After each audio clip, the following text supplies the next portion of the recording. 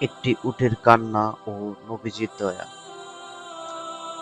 একদিন নবীজি সাল্লাল্লাহু আলাইহি ওয়াসাল্লাম এক আনসারী সাহাবীর বাগানে প্রবেশ করলেন। সেখানে একটি উট বাঁধা ছিল। উটটি নবীজি সাল্লাল্লাহু আলাইহি ওয়াসাল্লামকে দেখা মাত্রই করুণ সুরে কাঁদতে শুরু করল আর তার চোখ দিয়ে পানি পড়তে লাগল। নবীজি সাল্লাল্লাহু আলাইহি ওয়াসাল্লাম উটটির কাছে গেলেন এবং পরম মমতায় তার মাথায় ও ঘাড়ে হাত বুলিয়ে দিলেন।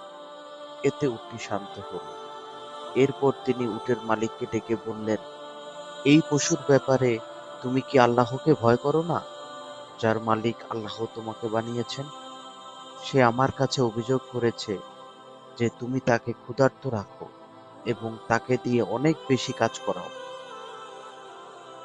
বন্ধুরা, এই ঘটনা থেকে আমরা শিক্ষা পাই জীবজন্তুর প্রতি দয়া ও সহানুভূতি ইসলামের এক গুরুত্বপূর্ণ অঙ্গ। নবীজি সাল্লাল্লাহু আলাইহি ওয়াসাল্লাম ছিলেন সকল সৃষ্টির জন্য রহমত। ধন্যবাদ।